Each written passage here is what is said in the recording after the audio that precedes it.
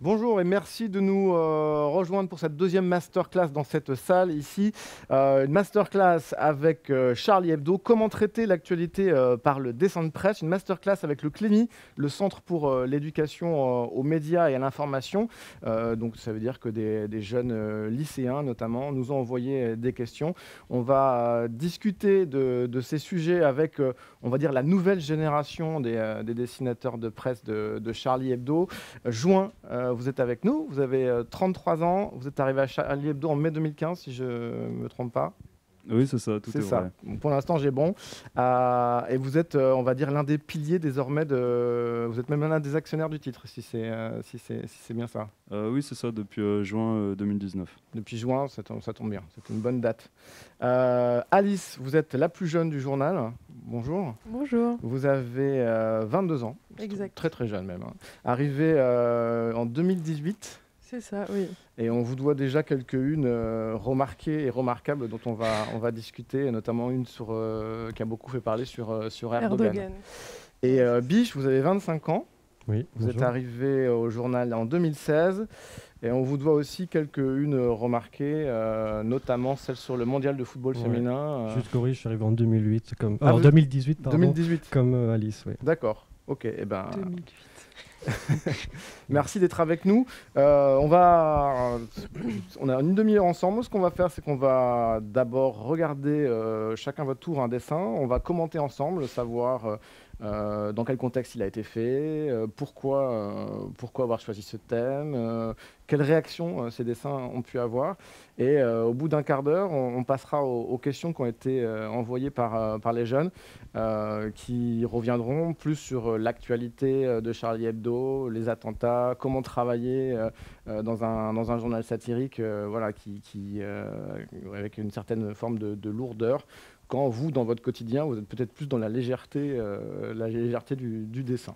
Alors, on va commencer avec un premier dessin, celui d'Alice. Une belle entrée. Sur Erdogan. Voilà. Alors, qui est assez récent. Oui, bah, il a 3 semaines, il me semble, fin octobre. Alors, le contexte était un petit peu tendu un peu partout, surtout en Turquie. C'était lors du boycott, l'appel au boycott des produits français par notamment Erdogan, mais d'autres gouvernements.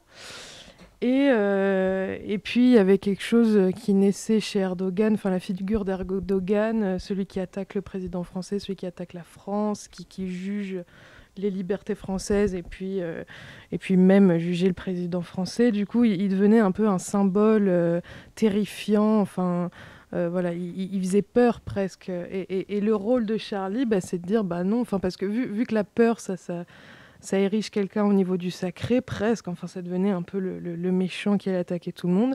On s'est dit, mais on va peut-être se foutre de la gueule d'Erdogan, enfin, pour mettre tout le monde à sa place. Et en fait, ça, c'est une couve que j'aime beaucoup parce que c'est vraiment un travail d'équipe.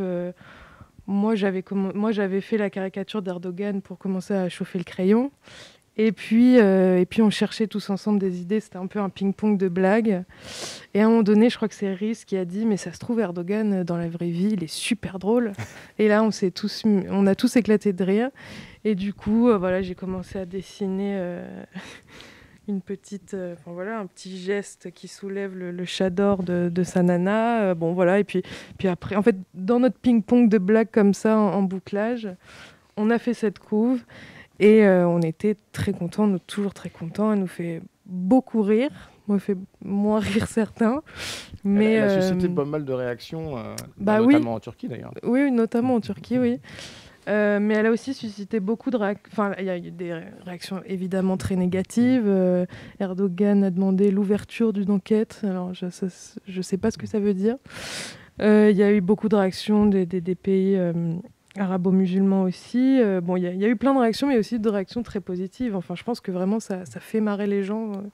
J'ai eu des soutiens kurdes aussi, ce qui était... Donc oui, il y a eu plein de réactions,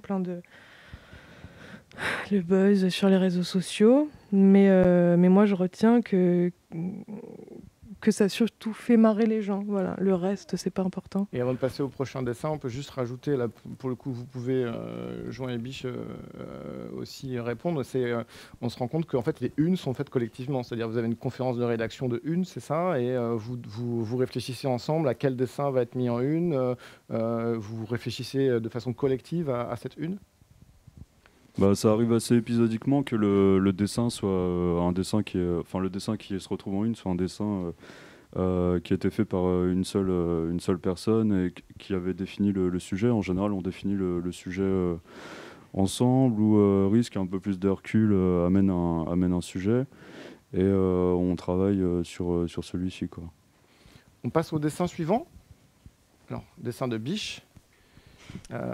Qui est sorti Qui est sorti il y a 2 semaines, je crois. C'est au moment de l'élection de Joe Biden, où on a annoncé, où a été annoncée l'élection de Joe Biden, et donc victoire contestée par Donald Trump. Pas mal de suprémacistes et de gens armés qui contestaient cette victoire, qui ont tenté aussi d'empêcher le dépouillement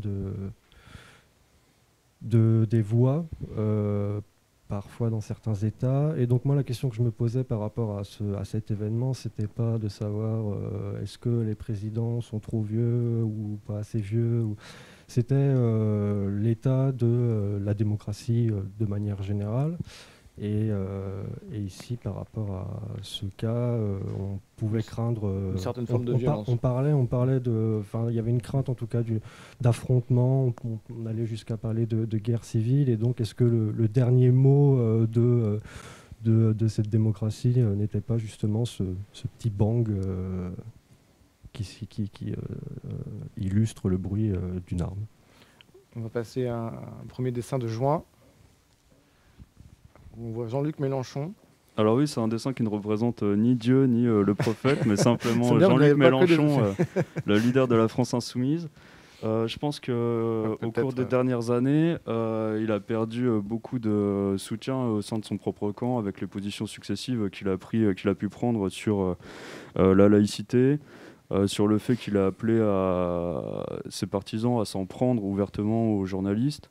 Les positions qu'il a pu prendre pendant les perquisitions au sein de son parti, en affirmant que la République c'était lui, en utilisant même la force. Voilà.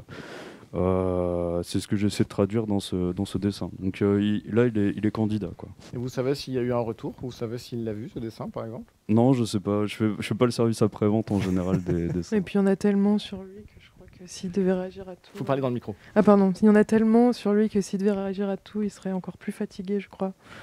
Voilà. Dessin suivant d'Alice. Ah oui. Alors... ça c'était alors ce qu'il faut savoir, c'était on appelle ça une colonne pour le web, parce que maintenant on a des inédits sur charliehebdo.fr, et c'est un autre principe, c'est une autre façon de travailler. C'est presque quotidien, il y a un nouveau dessin chaque jour, et donc il faut se coller. C'est un peu du journalisme, enfin de la presse quotidienne presque, et là c'était mon jour. Et le matin, il s'est passé l'attentat dans l'église à Nice. Et c'est compliqué pour Charlie Hebdo, parce que Charlie Hebdo n'est pas un journal de réaction, c'est pas un journal d'information, c'est un journal d'opinion. C'est un journal d'analyse de l'actualité. Et c'est quand même très dur d'analyser l'actualité à chaud, comme ça, en 2 heures. Même, ouais. Voilà, on m'a appelé, on m'a dit, on est d'accord que tu fais ce sujet. Je fais évidemment, je vais faire ce sujet, mais laissez-moi 1 heure que je réfléchisse. Et malgré ce peu de temps, il faut nous se positionner en tant que Charlie Hebdo en analysant. J'allais pas dire, voilà, il y a eu ça, c'est triste, point. Bon, qu'est-ce qu'on dit d'autre ? Du coup, ce dessin un peu décline Donc on voit l'église de Nice. Voilà, on voit la cathédrale de Nice barricadée, surprotégée. On voit les locaux de Charlie Hebdo comme un bunker barricadé, surprotégé. Les collèges, une référence à l'attentat contre Samuel Paty. Et puis finalement, la chute, l'absurdité, c'est un cimetière où il y a écrit « Victime du terrorisme islamique » sur la tombe, aussi surprotégé et barricadé. C'est-à-dire que ça va jusqu'où c'est un questionnement, c'est-à-dire que déjà, s'inclure Charlie Hebdo dans cette colonne et inclure les autres, ça prouve que ce n'est pas qu'une question de publier des caricatures ou non, ça touche l'éducation, ça touche la liberté des croyances, ça touche même les cimetières. La chute, c'est un peu, est-ce que même mort, on va être tranquille, quoi. Donc voilà, et puis c'est aussi un dessin sans parole parce que c'est... Bon, dans ces moments-là, le blabla n'est pas forcément important. Il faut impacter le lecteur, il faut que le dessin accroche tout de suite et que l'idée soit forte. Voilà, un dessin sans parole, c'est toujours beaucoup plus précieux que le reste, souvent. C'est ce qu'on nous a appris à Charlie. Est-ce que d'ailleurs, dans la réalité, les locaux de Charlie Hebdo sont surveillés par la police, hein, complètement. Mais est-ce que vous vous sentez, vous, barricadé dans la rédaction ? Pour fumer sa clope, c'est un peu compliqué. On est obligé d'aller sur... c'est un peu chiant. Ouais, ça c'est... après, on a la chance d'être une petite équipe qui s'entend très bien. Moi, je trouve, je ne vais pas parler pour les autres, mais qu'on est en fait... on est en fait un peu déconnectés parce que... déconnectés de cette menace. Évidemment, les locaux sont surprotégés. À mon avis, on est les mieux protégés de France, mais à l'intérieur, quand on arrive à la rédaction, au bureau, on a une table, on dessine, et c'est assez absurde en fait, tout ça, donc voilà. On va passer à un nouveau dessin de Biche. Alors, comme Alice, c'était aussi une colonne pour le web que j'ai fait quelques jours avant les Journées du patrimoine. En fait, moi, quand j'ai fait cette colonne, je me suis posé la question de évidemment quelle langue j'allais le traiter. J'ai regardé un peu ce qui s'était passé les dernières semaines et derniers mois. Et donc, par rapport au patrimoine, justement, parce qu'il y avait eu, comme on voit avec la première statue, il y avait eu le déboulonnage des statues. Il y a aussi un climat qu'on appelle de cancel culture, qu'on a évoqué, nous, dans Charlie, dans le numéro du procès, tout ça pour ça. Où, par exemple, il y avait le souhait, je crois que c'était en Angleterre, de vouloir censurer des œuvres de Gauguin parce que Gauguin a un passif plus que délicat de pédophilie, je crois. Et donc, bon, moi, j'ai pris une œuvre majeure que tout le monde connaît et qui prête toujours à discuter. Et ensuite, pour finir, la question, c'était Charlie Hebdo. Est-ce que c'est le dernier vestige de notre patrimoine qui va tenir ou qui va chuter? On ne sait pas. Et donc, c'est pour ça que j'ai fait une colonne Maurice tenue par des cordes. On continue avec vous, Juin. Alors, c'est un dessin que j'ai fait après l'assassinat terroriste de Samuel Paty. J'ai représenté Victor Hugo, auquel on attribue la phrase « Ouvrez des écoles, vous fermerez des prisons ». C'est une phrase que j'ai souvent entendue au tribunal, en fait, des avocats de la défense qui l'utilisaient. Donc ils ont dû aller à l'école au moins autant que moi. Et dans la salle, dans la seconde case, au XXIe siècle, un islamiste qui, lui, préférait fermer des écoles. Moi, je pense que l'école, ça participe à l'émancipation de l'individu. En tout cas, moi, c'est ce qui me permet de m'exprimer aujourd'hui dans un journal, d'être capable d'exprimer des idées. Et je pense que c'est pas le cas des établissements religieux qui favorisent l'obscurantisme, en fait. On continue avec vous, Alice. Donc, ça, c'est une. C'était le numéro juste après celui... c'était la une après celle d'Erdogan. Il fallait un peu détendre l'atmosphère. Pour tout le monde, c'était compliqué parce que, en plus, ça venait donc après l'attentat à Nice contre l'église. Enfin, bon, ce délire presque, de tous ces événements tragiques. Du coup, on s'est dit, avec les autres des attaques, il y avait des menaces contre la France de plusieurs autres États. Enfin, bon. la France menacée presque. L'idée de la France, les libertés françaises aussi étaient menacées. Du coup, on s'est dit, bon, il faut que notre couverture soit axée sur la France. C'est des danseuses de French Cancan. Voilà, et on s'est dit, qu'est-ce qu'il y a de plus français, de plus con que le French Cancan. Bon, du coup, on a pris ça parce que graphiquement, c'était intéressant, puis c'était drôle, et puis il fallait pas non plus trop se prendre au sérieux. La France a quand même inventé ce truc un peu bizarre qu'est le French Cancan. Donc c'était drôle et en même temps, voilà, ça veut dire on peut blesser la France, mais par contre, ça restera la France. Et puis vous n'arriverez pas à achever ça. Du coup, c'était un peu ça.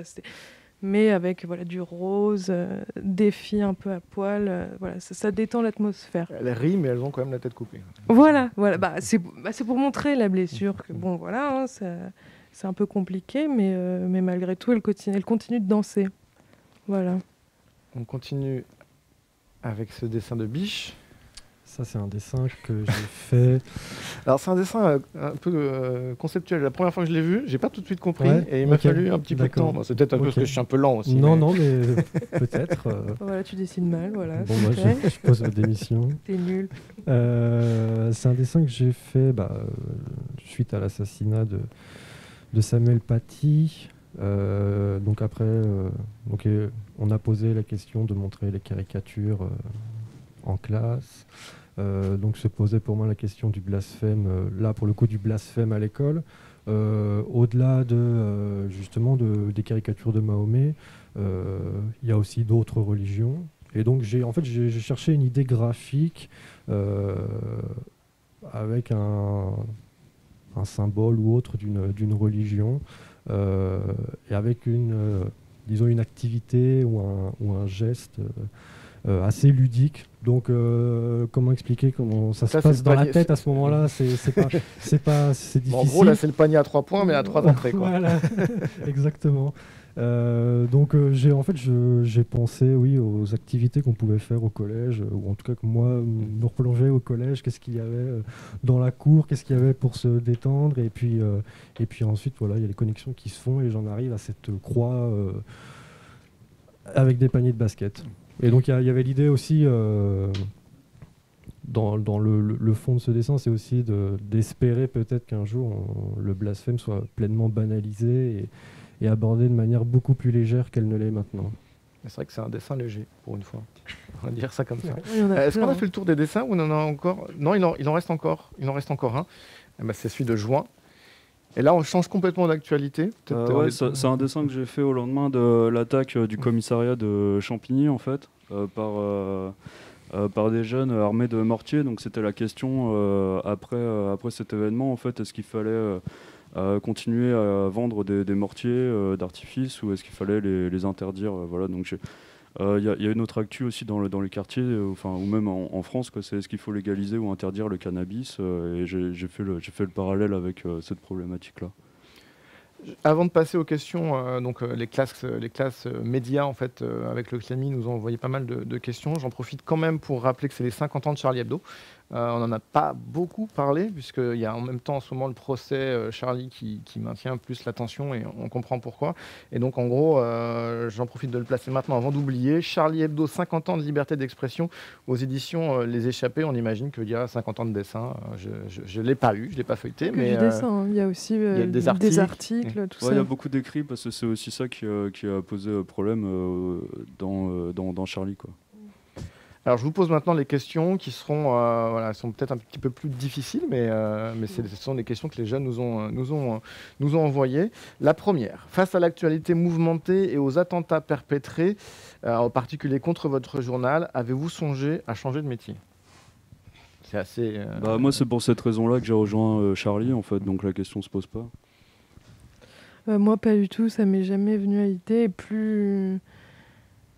J'ai envie de dessiner, j'ai envie de faire ce métier. La question ne s'est jamais posée. Moi, j'ai déjà démissionné. Ah ouais? Non, et vous êtes revenu? Ouais. Moi, ça aurait pu être possible. Ouais, j'ai attendu que ça, comme je suis là, j'ai attendu pour que ça dissension avec vos pour dissension. Non, moi aussi, la question se pose pas. Et c'est une... En fait, quand on est face à ce genre d'événements, de polémiques, je sais pas les autres, mais moi en tout cas ça renforce encore plus mon envie de dessiner pour ce journal. Je rajoute une question à cette question. Quand il y a eu l'attentat contre les anciens locaux de Charlie Hebdo, on imagine que la personne qui a attaqué ne savait pas que vous aviez déménagé. Est-ce que comment vous avez réagi? J'ai appelé mon ex. Je lui ai dit, faut que je tombe chez toi là. Non, mais par ça, je pense que c'est effroyable. Moi personnellement, petite crise de panique parce qu'à 22 ans, on a la maturité affective. On n'a pas la même que bon. Mais bon, ça dure quelques minutes et puis après il y a Fools qui fait une blague et ça va, tout va bien. Moi, ce que je me suis dit, c'est que ça finira jamais en fait. C'est qu'il y aura toujours quelqu'un qui cherchera à détruire le journal et l'idée même du journal en fait, quoi. Ouais, moi je me souviens, on était tous autour de la table quand on l'a appris. Un peu surpris au départ, mais je crois qu'on se remet vite au boulot et on continue. En fait, c'est le boulot qui fait tenir aussi. C'est ça qui donne du sens. Enfin bon, on sait pourquoi on se lève le matin et puis on sait pourquoi on continue après ce genre d'attaque. C'est surtout le boulot, se noyer dans le boulot et puis peut-être fumer un peu plus, mais bon, sinon c'est tout. Il y a un problème avec la cigarette. Il va falloir vraiment, offrez-lui des patchs, je sais pas, cotisez-vous. Il faut arrêter de fumer. On continue avec les questions des élèves. Elle est libre, c'est ça la liberté. Ah oui, non, mais bien sûr, mais bon, c'est pas très bon pour la santé quand même. Comment caricature-t-on aujourd'hui en 2020? L'attentat de janvier 2015 a-t-il changé l'état d'esprit, la démarche du caricaturiste au sein de Charlie Hebdo? Ça avait déjà un petit peu répondu, mais... Qui s'y colle? On se dit plus le but d'un dessin, c'est pas juste de faire rire, on se dit qu'il y a vraiment quand même... l'idée, c'est d'aborder des sujets politiques de façon forte. Si en plus tu arrives à faire rire, à faire réfléchir avec ça, c'est le jackpot, quoi. Est-ce que vous vous posez la question en conférence de rédaction du retour de ce dessin, de vous dire là on va vraiment choquer, ça va être vraiment ça peut vraiment choquer beaucoup. Je crois qu'il y a des dessins où on se doute, on se doutait que ça allait pas plaire, mais je crois qu'il y a aussi des dessins où on peut se douter, il se passe rien, et puis d'autres où on se dit non c'est bon, ça va passer, puis en fait ça fait polémique. Alors il y a des dessins qui ressortent 3 ans, 10 ans après. Le but d'un dessin, c'est de susciter des réactions. Donc plus t'en suscites, plus c'est polémique et plus ça marche en fait. Voilà. Alors j'ai une petite question qui n'est pas dans les questions qu'on m'a posées. Il se trouve que j'interviens moi aussi dans des classes médias et avec des jeunes plutôt collégiens dans des milieux plutôt défavorisés. Et en reparlant, quand il parlait des caricatures concernant Mahomet, une jeune étudiante disait ils n'ont pas le droit de caricaturer le prophète parce que le prophète on ne sait pas à quoi il ressemble, donc c'est choquant, donc ils n'ont pas le droit de le faire. Si vous étiez en fait de cet élève, qu'est-ce que vous lui diriez? Alors déjà, moi j'ai appris grâce à l'association DCL que Dessiner, créer, liberté. Voilà, exactement. Qui a été créée après les attentats, qui intervient dans les classes. Depuis 2016. Et je les avais suivis pour un reportage et en fait j'ai appris là-bas c'était un cours d'histoire qu'en fait apparemment on a le droit de représenter, quand on est musulman, les chiites auraient le droit de représenter le visage de Mahomet et les sunnites, ça dépendait des époques. Donc déjà, cette question-là, l'histoire y répond partiellement. Du coup, c'est ça que je répondrais déjà aux élèves, à quel point l'histoire est précieuse pour comprendre les enjeux d'aujourd'hui. Si on savait qu'il y avait des divergences, des points de vue différents au sein même de la religion, je pense que ça répondrait à beaucoup d'indignation de ces élèves-là. Même si c'est autorisé là, ça peut être interdit par une autre religion. Oui, Je pense que la sphère religieuse n'a pas à s'immiscer dans la sphère privée et ça s'arrête là, quoi. Ça permet de vivre au moins, de cohabiter pacifiquement. Et le fait qu'une jeune fille ou un jeune homme de 14 ans qui est musulman se dise choqué par vos dessins, ils ont peut-être pas la même grille de lecture et ils ont peut-être pas le recul nécessaire pour pouvoir lire un dessin de Charlie Hebdo avec la même attention qu'un adulte. En fait, c'est ça. Pardon ? Faut qu'il la développe, sa grille de lecture, en fait. C'est ça, faut pas juste se référer à un bouquin, c'est bien de lire les autres. Et du coup, c'est un peu ce que fait l'association Dessiner, Créer, Liberté, qui intervient puis dans les classes et qui leur apprend à décrypter les caricatures. À lire un dessin de presse, parce que c'est une grammaire, il y a un sujet, verbe, complément. Qui fait même de l'histoire sur la caricature en France. Je pense qu'il faut lire le journal en entier. On fait un objet de 16 pages, donc il faut le lire en entier pour comprendre. Il ne faut pas juste s'en tenir à la couverture et aux personnes qui instrumentalisent ces couvertures. La lecture de ces couvertures. Non, et puis, juste pour revenir sur ces gens qui se sentent blessés, on ne nie pas du tout ça. Enfin, c'est évident que moi aussi, en tant que, par exemple, on discutait de ça, moi, en tant qu'athée aussi, je peux être blessée quand j'entends un religieux dire que je suis une mécréante parce que j'ai pas fait ci, j'ai pas fait ça. Mais, et pour autant, je vais pas fermer, je sais pas, un journal. Enfin, ce que je veux dire, c'est que les blessures de chacun, de chaque humain sont évidentes, mais ça ne doit pas intervenir dans le politique, dans le journalisme, à l'école, etc. Les petits états d'âme de chacun, c'est comme la religion, c'est quelque chose qui tant qu'on est dans la légalité, la question ne se pose même pas. Voilà. T'as honte des fois d'être une mécréante ? Tellement, c'est dur. Alors, on continue avec les questions des étudiants. Si vous deviez définir la liberté d'expression et la liberté de la presse, d'après votre point de vue, quelle serait votre définition ? Et la personne continue. Quelles limites mettons à ces libertés, en particulier dans le cadre des caricatures ? Est-ce que c'est uniquement des limites juridiques ? Bah oui. Moi, dans mes limites de liberté d'expression, je suis les limites de mon esprit et de ma créativité. Oui, on peut pas être plus intelligent que... c'est limite. Bon. Et si vous deviez définir la liberté d'expression pour répondre à la question je sais pas, parce que moi je suis pas antisémite, j'appelle pas à la haine, donc je me sens pas brimé en tout cas par les lois qui existent sur la liberté d'expression. Pour moi, elles me permettent de m'exprimer librement, j'appelle pas à la violence non plus. Donc finalement, c'est plutôt des lois qui me servent plutôt que de me desservir. On parlait pas beaucoup. Hein. Non, il parle très bien. Alors, Après, c'est pas évident. Je trouve que c'est difficile d'être à la fois joueur et arbitre. Nous, on joue et après, c'est d'autres qui sifflent là, si on fait une faute, un truc, et puis on a à en répondre devant un tribunal. Le but, c'est d'être convaincu du dessin qu'on fait pour pouvoir après le défendre comme on l'a fait aujourd'hui, pouvoir l'expliquer. Pas juste dire j'ai voulu faire marrer. Il y a un but. Ou j'ai voulu choquer, ou sans vous poser la question de vos propres... juste pour rebondir par rapport à ce que dit Jean là, sur de juste dire j'ai voulu faire marrer, moi il y a quelque chose que j'aime bien rappeler quand j'ai des discussions avec certains, c'est que Charlie c'est pas un journal de blagues en fait, c'est un journal politique, et donc les dessins, nous on n'est pas du tout des humoristes, donc le dessin il cherche pas forcément à faire rire, le dessin il cherche en tout cas à avoir un fond et soit à questionner, à pointer quelque chose, à dénoncer. Et moi personnellement, quand je cherche des idées, quand je fais un dessin, je me pose jamais la question de savoir s'il est drôle et s'il va faire rire. Je me pose la question de son sens simplement. Et après, comme dit Jean, tant mieux s'il fait rire après. Je vais vous poser plusieurs questions plutôt maintenant sur comment vous travaillez, comment vous choisissez les informations dont vous avez envie de traiter, que vous traitez par les dessins. Et je vous pose des questions parce qu'elles sont un peu liées. Quelles sont les étapes entre l'idée d'un dessin et la publication de ce dernier dans la presse ? Pourquoi avoir fait ce choix du dessin de presse ? C'est beaucoup.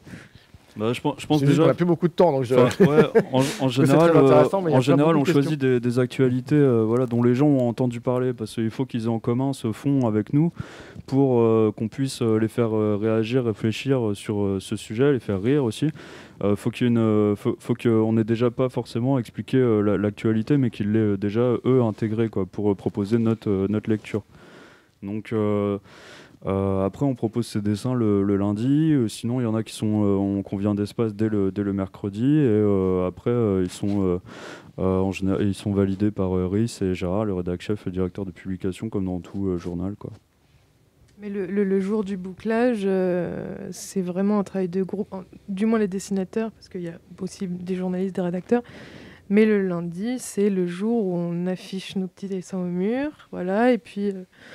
maintenant, c'est de plus en plus tôt, mais après, vers 15h, on choisit les dessins, lesquels vont être...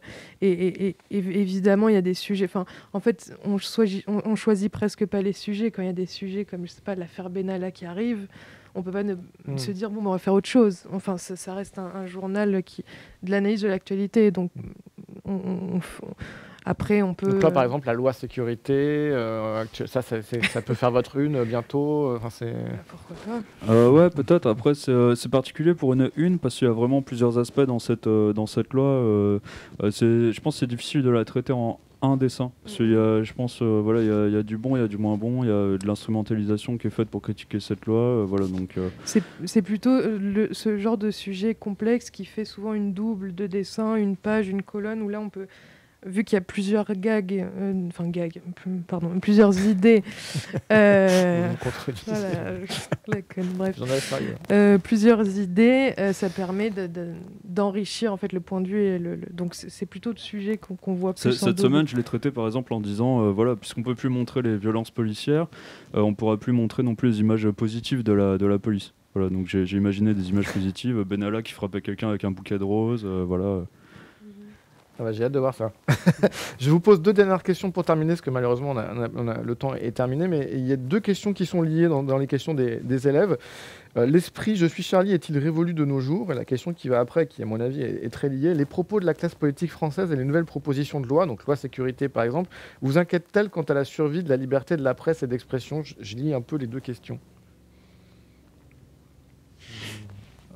L'esprit je suis Charlie, je sais pas trop, nous les esprits on connaît pas trop, alors je pense que c'est bien de lire le journal et de se confronter au journal et pas de dire je suis entièrement Charlie, je pense que c'est bien de lire le journal et de dire tiens l'article là je suis pas d'accord, l'article là je suis d'accord, celui-là ça m'a ouvert les yeux, voilà. On demande pas une validation dans l'ensemble comme quelqu'un qui souscrirait complètement à la Bible, au Coran, à la Torah, voilà. On demande pas ça, on demande aux gens qui se posent des questions. Et pour en revenir à la loi sur la sécurité globale, qui se pose aussi les questions, moi je comprends parfaitement qu'on veuille pas que des flics soient livrés en pâture sur les réseaux sociaux. Après, ça pose quand même la question de la diffusion en live des images de manifs, parce qu'on ne sait pas quelle utilisation peut en être faite derrière.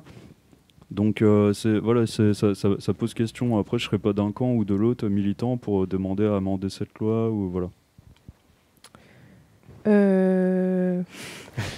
J'avais oublié la question.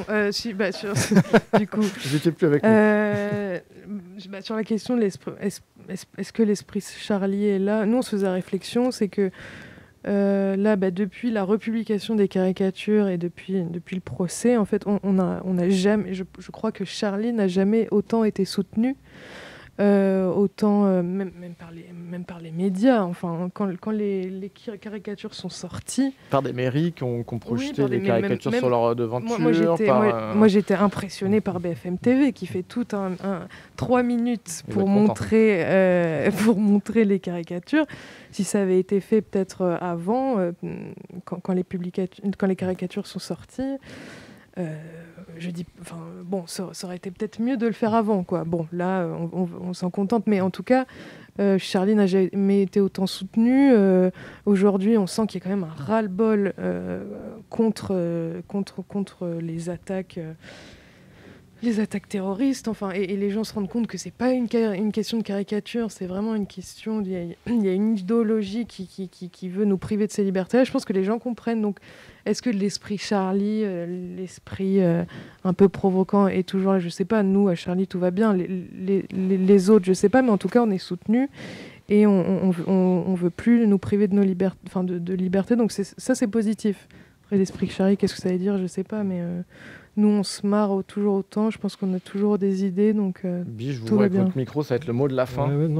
Pour conclure sur les jeux, par exemple sur le Je suis Charlie, moi quand je vois Je suis Charlie ou les gens mettent sur les réseaux sociaux commenter Je suis Charlie ou je suis plus Charlie, j'ai l'impression que c'est quelque chose de très enfantin de dire puisque c'est comme ça, je t'invite pas à mon anniversaire, quoi. Donc ça c'est un peu souvent. C'est pas sympa. Ouais.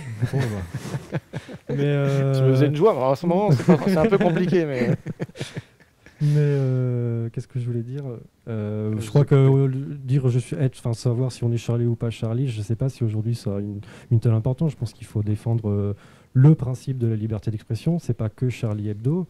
Et puis ça concerne les gens, mais ça concerne aussi la presse, justement, de publier ses caricatures et de faire bon usage en tout cas de sa liberté d'expression et de limiter l'autocensure. Merci à vous trois d'être venus jusqu'ici. C'est pas toujours évident pour vous déplacer pour des raisons de sécurité. Cette masterclass est à revoir quand vous voulez, dès maintenant, en replay sur le site de Médias en scène.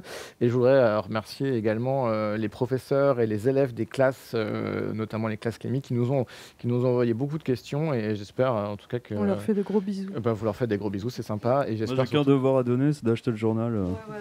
Voilà, et de alors le professeur achète le journal et le montre, mais c'est ça. Merci à vous.